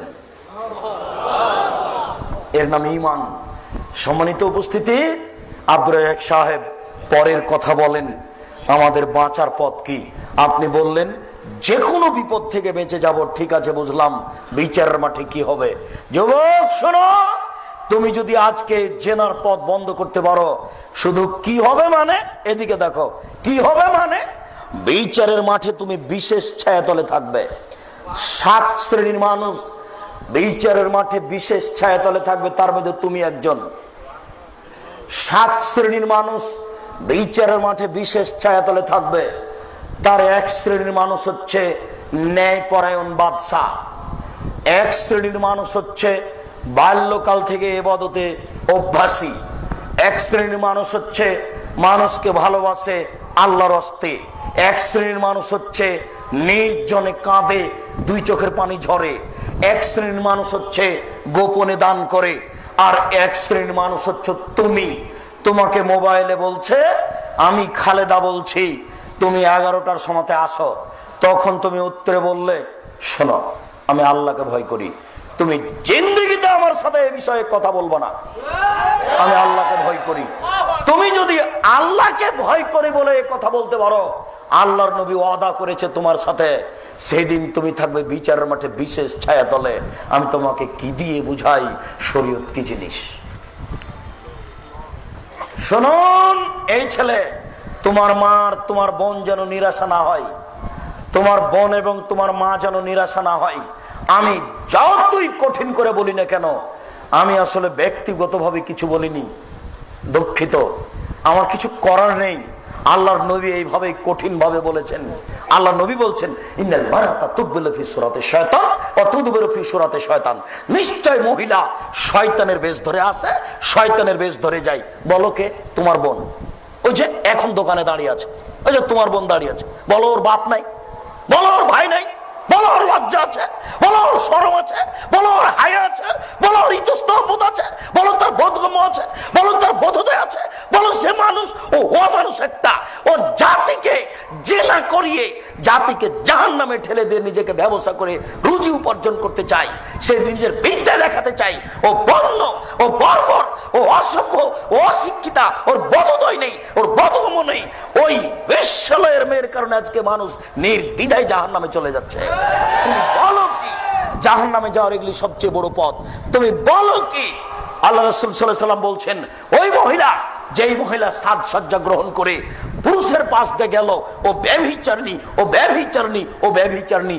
আল্লাহর নবী এই কথা কেন বললেন? তিনি বললেন, মা তারাক্তু বাদি ফিতনাতান আযারা লিরাজালি মিনান নিসায়ে, আমার জীবনে ছাড়িনি কোনো বস্তু যেটা পুরুষের জন্য বেশি বিপজ্জনক হতে পারে নারীদের চেয়ে। আমার জীবনে ছাড়িনি কোনো বস্তু যেটা পুরুষের জন্য বেশি বিপজ্জনক হতে পারে নারীদের চেয়ে। আমার জীবনে ছাড়িনি কোনো বস্তু যেটা পুরুষের জন্য বেশি বিপজ্জনক হতে পারে নারীদের চেয়ে। আল্লাহ রাসূল বলছেন, ইন্নান নিসা হাবাইলুশ শায়তান, নিশ্চয়ই মহিলারা শয়তানের জাল, নিশ্চয়ই মহিলারা শয়তানের জাল, নিশ্চয়ই মহিলারা শয়তানের জাল। রাসূল সাল্লাল্লাহু আলাইহি ওয়াসাল্লাম বলছেন, তোমরা মহিলাদের কাছে যায় না, বিপদে পড়ে যাবা।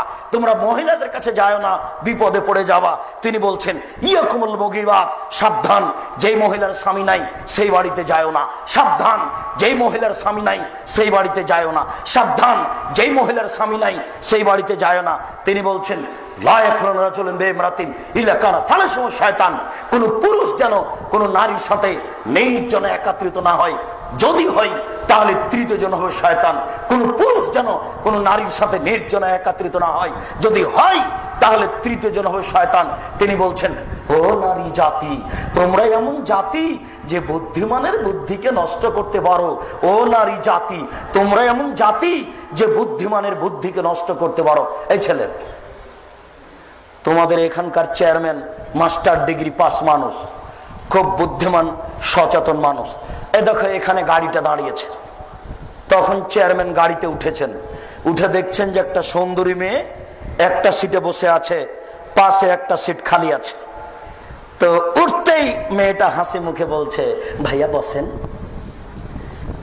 এক ভাইয়াতে তোমার চেয়ারম্যানের ইমান কোথায় হারিয়ে গেছে। আল্লাহর নবীও এই কথা বলছেন, আল্লাহর নবীও এই কথা বলছেন। এই জন্য আল্লাহর নবী বলেছেন, মহিলারা কথা বলবে কর্কশ ভাষায়। মোবাইলে রিং হচ্ছে, তোমার মা একাই আছে, বাসাতে কেউ নেই, তোমার মা সবার রিং ধরতে পাবে না। যদি ধরেও খুব আসসালামু আলাইকুম, জি কে বলছিলেন, এখন মানুষ বাড়িতে নেই, পরে কথা হবে। কথাতে একটু যেন মিঠা না থাকে। আল্লাহ বলছেন এই কথা। আমি কি করি বলো, আমি কিভাবে তোমার উপকার করতে পারি বলো। তোমার মা কি করে বললো, ভাইয়া কে বলছিলেন, ভাইয়া ওর ইমান হারিয়ে গেছে, ও তাহাজ্জুদ দিয়ে আর টিকতে পারবে না, এর নাম নারী। বুখারী মুসলিম এই কথা রাসূল সাল্লাল্লাহু আলাইহি ওয়াসাল্লাম বলছেন। বলো, এই জন্য আল্লাহ রাসূল বলেছেন যে নারীকে ঘেরে রাখতে হবে, ঢেকে রাখতে হবে। আমি জুমার খুতবায় বলেছিলাম, নারীকে শুধুমাত্র স্বামীকে সম্মান করার জন্য, স্বামীকে সেবা করার জন্য আর বাচ্চা প্রসবের জন্য সৃষ্টি করা হয়েছে।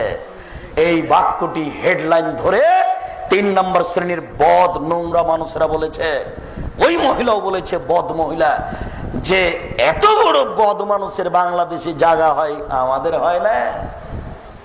তখন এই হেডলাইন লন্ডনের এক মহিলা ধরে বলছে, আমি এই বাক্যের বক্তাকে, কথককে চিনি না, তবে বাক্যটি ঠিক আছে।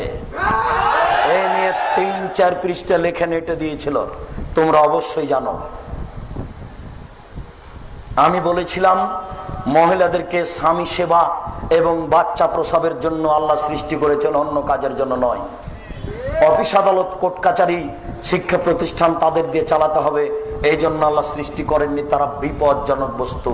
তিনি বলছেন, ও নারী জাতি, তোমরা এমন জাতি যে বুদ্ধিমানের বুদ্ধিকে নষ্ট করতে পারো। দেখো আমি যেটা বাস্তব বললাম, আল্লাহর নবীও সেটাই বলছে।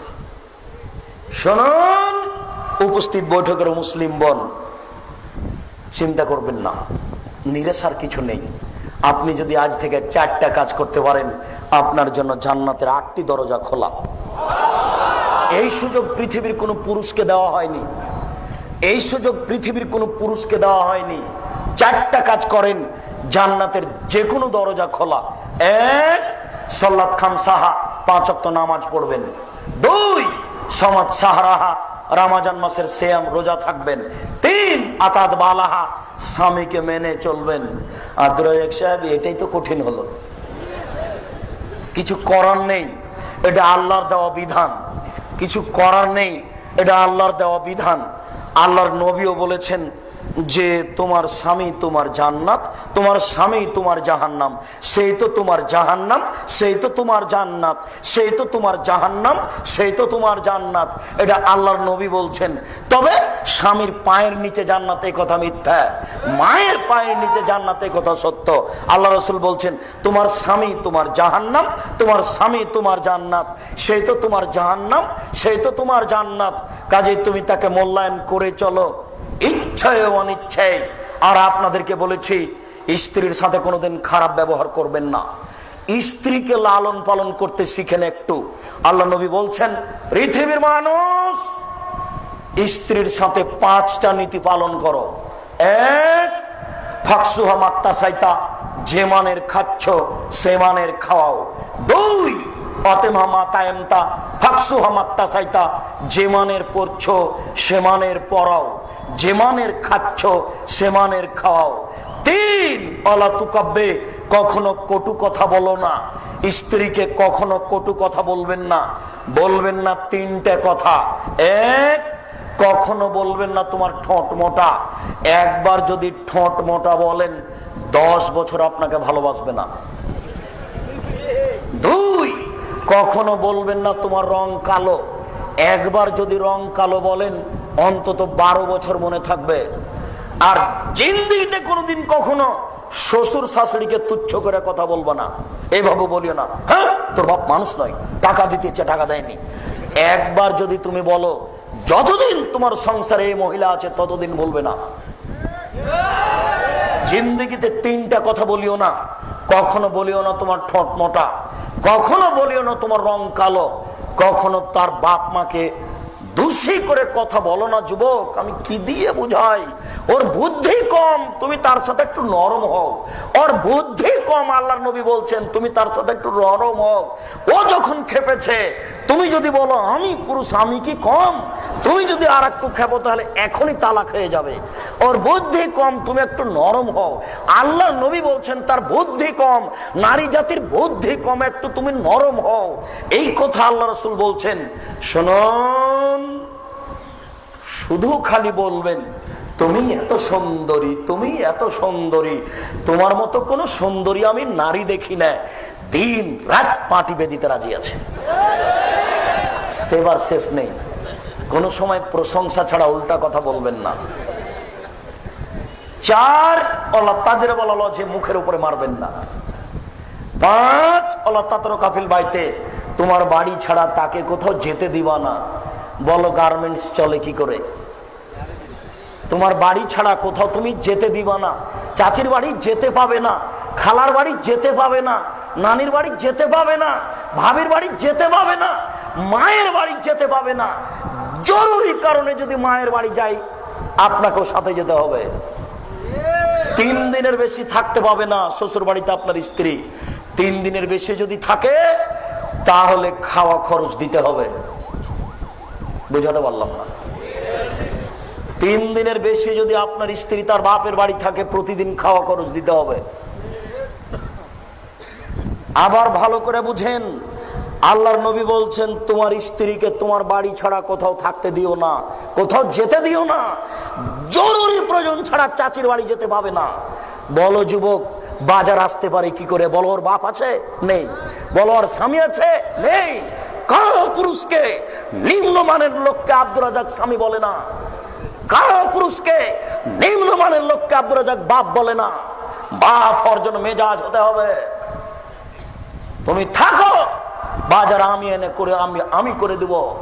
কাপড় চিকন কিনে আর মোটা কিনে আমি পুরুষ, আমি বুঝি, তোমাকে বুঝতে হবে না। তুমি বাড়ির বস্তু, তোমাকে বাড়িতে থাকতে হবে। 1450 বছর পূর্বে মুহাম্মদ সাল্লাল্লাহু আলাইহি ওয়াসাল্লাম বলেছেন তুমি তোমার স্ত্রীকে তোমার বাড়ি ছাড়া কোথাও যেতে দিও না, কোথাও থাকতে দিও না। বলো কমিউনিটি সেন্টার কি দিয়ে চলে? তুমি যে বিবাহ করতে এসেছো, ওই যে 50 জন মেয়ে বেশ্যালয়ের মেয়ে আছে, তোমার ভাবি, তোমার চাচাতো বোন, খালাতো বোন, তোমার সূচনায় যে না, বলো এই পরিবার কিভাবে ঠিক হবে? সম্মানিত মুসলিম বোন, নিরাশা হবেন না। 4টি কাজ করলে জান্নাতের 8টি দরজা খোলা। 1, 5 ওয়াক্ত নামাজ পড়বেন। 2, রমজানের রোজা থাকবেন। 3, স্বামীকে মেনে চলবেন। 4, জেনায় লিপ্ত হবেন না। আহসানাত ফারজাহা, জেনায় লিপ্ত হবেন না। আজ থেকেই শেষ। এই ছেলে, বক্তব্যের সাথে মুনাফিকি করো না। আগামীকাল সন্ধ্যা হতে যদি তোমার মোবাইলে নাম্বার থাকে আর তুমি যদি কোনো মোবাইলে কোনো মেয়ের সাথে কথা বলো, তুমি মুনাফিক, তুমি মুনাফিক, তুমি মুনাফিক। তুমি ধর্মের দাম দাও না, তুমি এমনিতে বসে আছো। তোমার মুসলমানের বাচ্চা হতে তোমার সন্দেহ আছে, তুমি কেন মানো না? তোমার পরিবর্তনের জন্য এসেছি। আল্লাহ তোমাকে কবুল করুক, আল্লাহুম্মা আমিন। আল্লাহর অশেষ দয়া আল্লাহ তোমাকে কবুল করুক, আল্লাহুম্মা আমিন। আল্লাহর অশেষ রহমত আল্লাহ তোমাকে কবুল করুক, আল্লাহুম্মা আমিন। মুসলিম বোন, নিরাশা হবেন না। সারা পৃথিবীর পুরুষ নারী জেনা করে নিরাশা হয় না যেন। সারা পৃথিবীর পুরুষ নারী প্রেম প্রীতি হয়েছে, যাক হয়ে গেছে গেছে, নিরাশা হয় না যেন। আল্লাহ তাআলা বলেন, ওয়ানাহা নাফসা আনিল হাওয়া ফাইনাল জান্নাত হিয়াল মাওয়া। আদমের ছেলে মেয়ে যদি তার প্রবৃত্তিকে ঠেকাতে পারে, আমি আল্লাহ তাকে জান্নাতুল মাওয়া দিব অদাবদ্ধ। আমি আল্লাহ আদমের ছেলে মেয়ের সাথে অদাবদ্ধ। আমি আল্লাহ আদমের ছেলে মেয়ের সাথে অদাবদ্ধ। তারা যদি তাদের অশ্লীল কাজকে ঠেকাতে পারে, আমি তাকে জান্নাতুল মাওয়া দিব। আমি তাদের জান্নাতুল মাওয়া দিব। অনাহান নাফসা আনিল হাওয়া ফাইনাল জান্নাত হিয়াল মাওয়া। কেউ যদি নিজেকে ঠেকাতে পারে প্রবৃত্তি থেকে, তাহলে আমি তাকে জান্নাতে দিব। যুবক শুনে রাখো, হজবাতিন নার বিশাওয়াত, মনের ইচ্ছে দ্বারা জাহান্নাম ঘেরা আছে। হজবাতিন জান্নাত বিল মাকারিহ, নিয়ম নীতি দ্বারা জান্নাত ঘেরা আছে। দাড়ি চাঁচে যারা, মন মতো চলে তারা। টাকনু নিচে প্যান্ট পরে যারা, মন মতো চলে তারা। সুদ ঘুষ খায় যারা, মন মতো চলে তারা। ধোকাবাজি, প্রতারণা, বদমেজাজি করে যারা, মন মতো চলে তারা। জমি দখল করে যারা, মন মতো চলে তারা।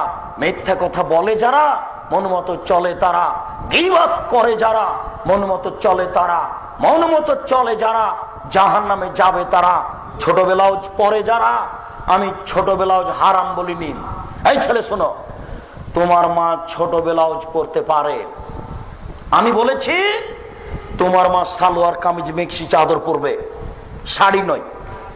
যদি শাড়ি পরে তাহলে 2 ছাঁটের ব্লাউজ পরবে। 2 ছাঁটের ব্লাউজ মানে যার হাত হবে কবজি পর্যন্ত, নিচের দিক কোমরের নিচে চলে যাবে 1 থেকে 1.5 গজ কাপড়ের ব্লাউজ হতে হবে। আমি শাড়ি হারাম বলিনি, কথা বুঝতে পারছেন না মনে হয়। শাড়ি আপনার স্ত্রী পরতে পারে, পরুক। আমি বললাম যে সালোয়ার কামিজ মেক্সি চাদর ভালো, শাড়ি পরতে পারে, 2 ছাঁটের ব্লাউজ পরতে হবে। ছোট ব্লাউজ পরতে পারে, ছোট ব্লাউজ কেন, ব্রেসিয়ার পরে থাকতে পারে। ব্রেসিয়ার কেন, এমনিতেই থাক না, কাপড় না পরে। যেখানে তার দেবর নেই, ভাসুর নেই, স্বামী ছাড়া কেউ নেই, সেখানে কাপড় পরে থাক, না হলে এমনিতেই থাক। তাতে আছে কি? তাতে আছে কি যায়? মুকশিদুল মুমিনিন বইয়ে লেখা আছে, হেডলাইন, অবিবাহিত ছেলে মেয়ের পড়া নিষেধ। যেই খুলে সেই পড়তে চাই। কি লেখা আছে হেডলাইন, অবিবাহিত ছেলে মেয়ের পড়া নিষেধ। কি লেখা আছে একটু পড়ে দেখি, কি লেখা আছে। এবার লেখা শুরু হয়ে গেল, ভরা পেটে স্ত্রী মিলন করলে ছেলে ভ্যাংচা হয়। সফরের পূর্বে স্ত্রী মিলন হলে ছেলে কানা হয়। চন্দ্রগ্রহণে, সূর্যগ্রহণে স্ত্রী মিলন হলে ছেলে টেরা হয়। নগদ মিথ্যা, কিয়ামত পর্যন্ত সময় থাকলো। আল্লাহ তাআলা বলেন, নিসাউকুম হারসুল লাকুম ফাতু হারসাকুম আন্না শাইতুম। তোমাদের স্ত্রী তোমাদের জমি, তোমাদের স্ত্রী তোমাদের জমি। তোমরা তোমাদের স্ত্রীর কাছে আসো তোমাদের ইচ্ছা মতো, সকালেই কি, বিকালেই কি, সন্ধ্যায় কি, সূর্যগ্রহণই কি, চন্দ্রগ্রহণই কি, ভরা পেটে কি, সফরে কি। আমি আল্লাহ তোমাদেরকে ইচ্ছা মতো তোমাদের স্ত্রী ব্যবহারের জন্য অনুমতি দিয়ে দিলাম। কেন তিনি হেডলাইন দিবেন? শুনুন, স্ত্রীকে মূল্যায়ন করার চেষ্টা করুন। এই ছেলে, শুনে রেখো, ইবলিস প্রত্যেক দিন তার চেয়ারটা আটলান্টিক মহাসাগরের উপরে রাখে। ইবলিস তার চেয়ারটা প্রত্যেক দিন সাগরের উপরে রাখে। সকালে সাগরের উপরে রেখে বসে সব শয়তানকে ডাকে। তার কাজ চলে নিয়ম মাফিক। দেখো, শয়তানের কাজ নিয়ম মাফিক চলে। ডেকে বলে, তোমরা পাপি করাও, বিকালে রিপোর্ট দিতে হবে। একজন এসে বলে, জাহাপনা, আমি একটা কাজ করেছি। কি? জেনা করিয়েছি। যাও, এটা কোনো কাজ হয়নি। আর একজন এসে বলে, জাহাপনা, আমি একটা কাজ করেছি। কি করিয়েছ? মারামারি লাগিয়ে দিই। যাও, এটা কাজ হয়নি। আর একজন এসে বলে, জাহাপনা, আমি একটা কাজ করেছি। কি? স্বামী স্ত্রীর মধ্যে গন্ডগোল লাগিয়ে দিয়েছি। তখন ইবলিস বলে, হ্যাঁ, তুমি একটা কাজ করেছো, কাজের মতো কাজ। এভাবে লাফতে উঠে তাকে বুকে জড়িয়ে ধরে নেয় ইবলিস। স্বামী স্ত্রীর মধ্যে গন্ডগোল পাকাতে বললে গোটা পরিবারটা ধ্বংস। ওই স্বামীও তখন গার্মেন্টসে চলে আসবে, স্ত্রীও আসবে। স্বামী তখন জেনা করবে আরেকজন পুরুষের সাথে, মহিলা তখন জেনা করবে আরেকজন পুরুষের সাথে, আর স্বামী জেনা করবে আরেকজন নারীর সাথে। যেটা দিনরাত ঘটছে, তোমরা রক্ষা করার চেষ্টা করো। সম্মানিত দিনী ভাই, আল্লাহর অনেক দয়া, আপনি মূল্যায়ন করুন। আপনাদের দাঁড়িয়ে থাকা বসে থাকা দেখে আমি খুবই খুশি। আল্লাহ আপনাদেরকে যাজায়ে খায়ের দান করুক। আমার এই অংশে এসে আপনাদের সাথে একটা জরুরি কথা। বসো, আমি কথা শেষ করি, আপনি উঠছেন কেন? আমার একটা কথার শেষে একটা দোয়া আছে। আপনারা আমার দিনী ভাই, 10 থেকে প্রায় 15 বছর থেকে আমি ঢাকা আসি। আমরা রাজশাহী চাঁপাইনবাবগঞ্জের পল্লীর মানুষ, একেবারে গ্রাম অঞ্চলের মানুষ। আমাদের বাড়ির 3 দিকে নদী। আমার পড়াশোনা চাঁপাইনবাবগঞ্জ, নাচক, তারপর ইন্ডিয়া, তারপর শিক্ষা জীবন রংপুর, গাইবান্ধা, গোবিন্দগঞ্জ 8 বছর, তারপর 17-18 বছর চলছে রাজশাহী নওদাপাড়া। আমার কাজ, আমি শিক্ষক, নওদাপাড়া প্রতিষ্ঠানের শিক্ষক, মাদ্রাসার আমি কোরআন হাদিস পড়াই। দ্বিতীয় কাজ, আমি আত্মাহারিক পত্রিকায় ফতোয়া লিখি, 18 বছর থেকে লিখছি। তৃতীয় কাজ, আমি হাতে একটু ভাঙাচোরা লিখি। আমার তেমন কোনো বিদ্যা নেই, তবু আমার লিখার মন চাইলো এজন্য যে রাস্তাঘাটের বইগুলি প্রায় মিথ্যে। বইয়ের নাম কি করলে কি হয়, কি করলে ছাই হয়, কিছুই হয় না। বইটাই মিথ্যা, নামই মিথ্যা। আর মিথ্যা কথাই সব পরিপূর্ণ, কেউ একটা চিন্তা করে না। আমার কাছে তেমন লিখার কোনো যোগ্যতা নেই। এরপরেও বই পুস্তক সব মিথ্যা দেখার কারণে হালকা একটু হাত দিয়েছি, কিছু লিখার কাজ করি। আর আমি বক্তব্য জানি না, আমি কণ্ঠস্বরে বক্তব্য দেওয়া জায়েজ মনে করি না। আমি এক সন্ধ্যায় কোনোদিন কারো বক্তৃতা নকল করিনি। 1990 সাল থেকে মাঠে আছি। আমি কোনোদিন কাউকে বলিনি যে পথ খরচটা দিবেন পাথেও। এই 90 সাল থেকে না আজ পর্যন্ত যদি প্রমাণ হয়ে যায় যে আব্দুর রাজ্জাক সাহেব একদিন পাথেও চেয়েছিল, তাহলে আমি আর জিন্দেগিতে কোনোদিন বক্তব্য দিতে যাব না। আজকেই শেষ। শুধু তাই নয়, 90 সাল থেকে এখন পর্যন্ত আমি কোনোদিন কাউকে বলিনি যে আমার নামটা লিখার পরে লিখবেন ডবল কামেল ফার্স্ট ক্লাস, ডবল দাওরা ফারেক বানারস, এটা আপনি লিখবেন। এই কথাটা আমি এই 20 বছর কোনোদিন মুখ দিয়ে বের করিনি। যদি প্রমাণ হয়ে যায় যে আব্দুর রাজ্জাক সাহেব একদিন তার পরিচয় লিখতে বলেছিলেন, আমি আর জিন্দেগিতে কোনোদিন বক্তব্য দিতে যাব না। 3, 2011 সাল থেকে আমি পিস টিভিতে কথা বলি। আপনি দেখেন, আমার যেটুকু ভাগ সেটুকু আমি কোরআন হাদিস দিয়ে পূর্ণ করে রেখেছি। আমি ইনিয়ে বিনিয়ে হাত হিলিয়ে 5 কথা বলতে রাজি নই। আমার যেটুকু ভাগে পড়েছে সেটুকু আমি পুরো কোরআন হাদিস দিয়ে পূর্ণ করে রেখেছি। আপনি খেয়াল করবেন, যখন আমার পালা আসবে তখন আমি বলবো আবু হুরায়রা রাদিয়াল্লাহু তাআলা আনহু বলেন। আপনি খেয়াল করে দেখবেন, এইভাবেই শুরু হবে। আর যেটা টিভি টক একক বক্তব্য, সেটা 25-30 মিনিটের পুরো সময়টা আমি কোরআন হাদিস দিয়ে পূর্ণ করে রেখেছি। অপ্রয়োজনীয় কথা আমি বলার জীবনে কোনোদিন চেষ্টা করিনি। 2011 সাল থেকে আছি। কেউ যদি বলে দিতে পারে যে আব্দুর রাজ্জাক সাহেব বলেছিলেন, একটু লিখিয়েন পিস টিভি বাংলা, আমি বলেছি এই কথাটা প্রমাণ হয়ে গেলে জিন্দেগিতে আমি আর কোনোদিন বক্তব্য দিতে যাব না। কথা বুঝাতে পেরেছি? আমি স্বার্থে কোনোদিন এক পা ফেলিনি, ভবিষ্যতেও ফেলবো না ইনশাআল্লাহ। স্বার্থে কোনোদিন আমি এক পা ফেলিনি, ভবিষ্যতেও ফেলবো না ইনশাআল্লাহ। আমি প্রায় 15 বছর থেকে ঢাকা আসি, তখন থেকে ভাবছিলাম যে ঢাকায় বা ঢাকার আশেপাশে একটা বিশাল ভূখণ্ড কোথায় পাওয়া যাবে যেখানে একটা উন্নত মানের প্রতিষ্ঠান গড়া যাবে, যেখানে ছেলেরা উন্নত মানের বাংলা, ইংরেজি, আরবি শিক্ষা অর্জন করে এদেশের অন্যায়ের বিরুদ্ধে লড়বে মুখে কলমে মিডিয়ায়। এই আশা নিয়ে ঘুরতে ঘুরতে দেখলাম আপনাদের বাড়ির পাশেই কাঞ্চন ব্রিজের এই দিকে মিরপুর না কিনা মিরের বাজার পার হয়ে একটা জায়গা আছে কালনি থেকে হাতের বামে 3 কিলোমিটার ভিতরে দেবই বাজারের পাশে হাঁটাবো গ্রামের লোকেরা আমার হাতে 14 বিঘা জমি এক জায়গাতে হস্তান্তর করেছে। আমি তাদের শুকরিয়া আদায় করি, আল্লাহ তাদেরকে যাজায় খায়ের দান করুক। 2013 সালের 24শে আগস্ট রোজ মঙ্গলবার 11টার সময় এলাকার লোককে সাথে নিয়ে কাঁঠাল গাছের নিচে আমি বলেছি, আমার হাতে টাকা নাই এ কথা সত্য, এখানে প্রতিষ্ঠান গড়বে এ কথাও সত্য, গড়বে ইনশাআল্লাহ। কিভাবে গড়বে সেটা আমি জানি না, তবে গড়বে এতে আমি বিশ্বাসী, গড়বে। আমার হাতে টাকা নাই এ কথাও সত্য, এখানে প্রতিষ্ঠান গড়বে এ কথাও সত্য, ইনশাআল্লাহ গড়বে। এদেশের মাটিতে, ভারত, বাংলাদেশ, পাকিস্তানের মাটিতে, এদেশের মাটিতে সবচেয়ে উন্নত মানের প্রতিষ্ঠান করতে চাই। আল্লাহ তুমি কবুল করো, হবে ইনশাআল্লাহ। আপনি এখন যদি দেখতে যান তাহলে আপনার মনটা ঠান্ডা হয়ে যাবে। রাস্তাতে একটু ভারী লাগে, যেটুকু ভারী লেগেছে প্রতিষ্ঠানে গেলে ভারীটুকু কেটে যাবে। হাসি ছাড়া আপনি ফিরে আসতে পারবেন না। আপনাকে ভালো লাগবে আপনার বাড়ির পাশে।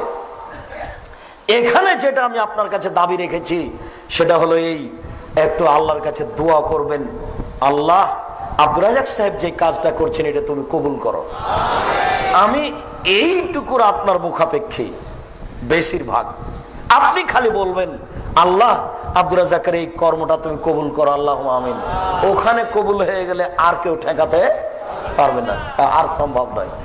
2, আপনি পরামর্শ দিয়েন, আপনার পরামর্শ মূল্যায়ন করব। 3, ছেলে মেয়ে পাঠিয়ে প্রতিষ্ঠানকে মূল্যায়ন করবেন।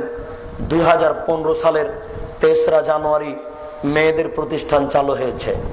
ছেলে মেয়ে পৃথক স্থানে থাকে, পৃথক স্থানে খায়। সব শিক্ষক শিক্ষিকা মাস্টার ডিগ্রি পাস, বদিনা বিশ্ববিদ্যালয় থেকে পড়ে আসা, সব উচ্চ শিক্ষিত শিক্ষক।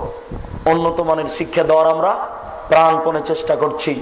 ছেলে মেয়ের পৃথক থাকার ব্যবস্থা আছে। ভর্তি ফি এতদিন কম ছিল, আমরা মোটামুটি ভর্তি ফি বেশি না করলে মানুষ মনে করছে যে এটা মনে হয় একেবারেই সাধারণ প্রতিষ্ঠান, টাকা লাগে না কেন? পিস স্কুলে, অমুক স্কুলে ভর্তি লাগে কয়েক লক্ষ। বাপ মা তো আর বুঝে না যে এইসব প্রতারণা। মাইকেল মধুসূদন দত্ত লন্ডন গেছিল ইংরেজি শিখতে, 5 বছর বয়সে না 40 বছর বয়সে, 40-50 বছর বয়সে। আপনি আপনার দুধের ছেলেকে ইংরেজি বাংলা এভাবে শিখাবেন, এটা কি করে বুঝলেন? এই নীতি আমি বিশ্বাস করি না, আমি নগদ নীতিতে বিশ্বাসী। এই জন্য আপনার ভিতরে দুর্বলতা আসাতে সামনে জানুয়ারির 2 তারিখ ভর্তির তারিখ, ভর্তি ফি 5,000 টাকা এবং খাওয়া খরচ আর কি আরো লাগে মিলে 2,500 টাকা প্রতি মাসে খরচ হবে। উন্নত মানের শিক্ষা দেওয়ার ব্যবস্থা আছে, ছেলেদের উন্নত মানের থাকার ব্যবস্থা আছে, মেয়েদের উন্নত মানের থাকার ব্যবস্থা করতে পারিনি, চেষ্টা চলছে মাত্র। তবে কোনো সমস্যা হবে না ইনশাল্লাহ। মানুষজন আছে, কর্মচারী আছে, গার্ড আছে, এগুলো সব ব্যবস্থা আছে। তৃতীয় যেটা আপনাকে বলতে চেয়েছি, আল্লাহর নবীর চলেনি টাকা ছাড়া, আমার চলবে টাকা ছাড়া, এ কথা আমি বিশ্বাস করি না। তবে এ কথা আমি বলছি, যে আপনি টাকা দেন, পতিতালয়ের মেয়ে যদি কুকুরকে পানি পান করে জান্নাত পেতে পারে, আপনি সেখানে 10 টাকা দিলেও জান্নাত পাবেন, আমি আশাবাদী ইনশাআল্লাহ। এখানে বিদআত মুক্ত, শিরক মুক্ত শিক্ষা দেওয়া হয়, আকীদা আদর্শের সুন্দর শিক্ষা দেওয়া হয়, যেখানে শিরক বেদাতের ছোঁয়াচ মাত্র নেই। পতিতালয়ের মেয়ে যদি কুকুরকে পানি পান করে জান্নাত পেতে পারে, আপনি এই প্রতিষ্ঠানকে ভালোবাসলে জান্নাত পাবেন ইনশাআল্লাহ, আমি বিশ্বাসী। তবে আপনি টাকা না দিলেও প্রতিষ্ঠান গড়বে। তখন আপনি পরে খারাপ মনে করেন, পস্তানা লাগুক, এটা আমি চাই না। এটা গাজীপুর শহর, কোটি টাকার মালিক আপনারা যারা 50 লক্ষ কোটি টাকা দেওয়ার ইচ্ছা রাখেন, তারা প্রতিষ্ঠানটা দেখেন। একটা ভবন 4 তলা কমপ্লিট হচ্ছে, ওই ভবনের নাম আহমদ ইবনে হাম্বাল ভবন। পাশে আর একটা ভবন হবে, তার নাম হবে, এটার নাম আহমদ ইবনে তাইমিয়া ভবন। ওর পাশে যেটা হবে সেটা আহমদ ইবনে হাম্বাল ভবন। তার পাশে যেটা হবে সেটা ইমাম বুখারী ভবন। তার পাশে যেটা হবে সেটা হবে নাসিরউদ্দিন আলবানী ভবন। এগুলো আমার পরিকল্পনা। মেয়েদের ভবন হবে খাদিজা, আয়েশা, ফাতেমা, এইসব ভবন মেয়েদের হবে। মেয়েদের কোনো ভবনের কাজ আরম্ভ করতে পারিনি, তারা ভাড়া বাড়িতে আছে। আপনার আমার দিনী ভাই, আপনি না পারলে আর একজনকে বলবেন, যে কোনো মূল্যে বড় সহযোগিতা করে এই প্রতিষ্ঠানকে এদেশের সবচেয়ে উন্নত মানের প্রতিষ্ঠান করে গড়ে তুলতে হবে ইনশাআল্লাহ। বলেন গড়ব ইনশাআল্লাহ। আমার একার কাজ নয়, আমি চাঁপাইনবাবগঞ্জ থেকে আসি। আমি হচ্ছে আপনাদের মেহমান, আপনারা হচ্ছে মেজবান। মেজবান হিসাবে মেহমানকে মূল্যায়ন করার চেষ্টা করেন। আমি এই বিল্ডিং বাড়িঘর ব্যাগে করে চাঁপাইনবাবগঞ্জ নিয়ে যেতে পারবো না, এখানেই থাকবে, আপনাদের বাড়ির পাশে থাকবে। এরপরে আমি বিশ্বাসী 2 দিন পরে, 1 দিন পরে, এখনই কখন আমরা চলে যাব আল্লাহ ভালো জানেন। তাই আমার মুখ মাথায় সবসময় কাজ করে একটু কিছু লিখে দিয়ে যাই, ভাঙাচোরা যাই হোক। এদেশের মিথ্যা তাফসির ঠেকাতে হবে, এই জন্য বই লেখা আছে। তাফসির কি মিথ্যা হতে পারে? এদেশের মিথ্যা বক্তব্য ঠেকাতে হবে, এই জন্য বই লেখা আছে বক্তা ও শ্রোতার পরিচয়। আপনি একজন আদর্শ পুরুষ হন, এই জন্য বইটা হচ্ছে আদর্শ পুরুষ, আদর্শ নারী, আদর্শ পরিবার, বইগুলো মনে হয় আজকে নেই। আদর্শ পুরুষ বইটা আছে। আর আমার জীবনের সব কথা লেখা আছে ওই উপদেশ বইয়ে। যা বক্তব্য দিয়েছে যাবৎ সব উপদেশ বইয়ে লেখা আছে। আর একটা বইয়ের নাম কে বড় লাভবান। 1 লাইন পড়লেও আপনি আপনার সুবিধা ভোগ করতে পারবেন, 1 লাইন পড়লেও তার নাম কে বড় লাভবান। শেষ কথাটি, আমার বাচ্চা আব্দুল্লাহ বিন আব্দুর রাজ্জাক, বাচ্চা দারুল উলুম দেওবন্দ থেকে পড়াশোনা করে এখন মদিনা বিশ্ববিদ্যালয়ে পড়ছে। ছোট ছেলে, ছোট বাচ্চা। আলবানী রাহিমাহুল্লাহ একটা হাদিসকে একবার সহিহ বললেন, একবার জয়ীফ বললেন, এটা কি করে হয় তার বিস্তারিত তথ্য দিয়েছে। বইয়ের নাম সর্বশেষ সিদ্ধান্ত। বইগুলি স্টেজ থেকে সংগ্রহ করুন। আপনাদের কিছু জিজ্ঞাসা থাকলে আমি তার উত্তর দিই, আর জিজ্ঞাসা না থাকে যদি, সেটাই সবচেয়ে ভালো। সকল দিনী ভাই বোনকে আমরা যা বললাম এগুলি মেনে চলার অনুরোধ রেখে, বইগুলি সংগ্রহ করার অনুরোধ রেখে আজকের সংক্ষিপ্ত আলোচনা এখানে শেষ করলাম। সুবহানাকা আল্লাহুম্মা ওয়া বিহামদিকা আশহাদু আল্লা ইলাহা ইল্লা আনতা আস্তাগফিরুকা ওয়া আতুবু ইলাইক। আসসালামু আলাইকুম ওয়া রাহমাতুল্লাহ। সকল দিনই ভাই বোন, 50 টাকা বড় কিছু নয়, শুধু ওই তাফসির যেটা ব্যতিক্রম একটা বড় তাফসির আছে 400, 450, 500 পৃষ্ঠার বই, ওটাই 200-250 টাকা ব্যতিক্রম তাফসির। বাকি সবগুলো হয় 50-70 এরকম। সবাই নিয়ে যাবেন, তাড়াহুড়া করবেন না, অনেক বই আছে আমার জানা মতো।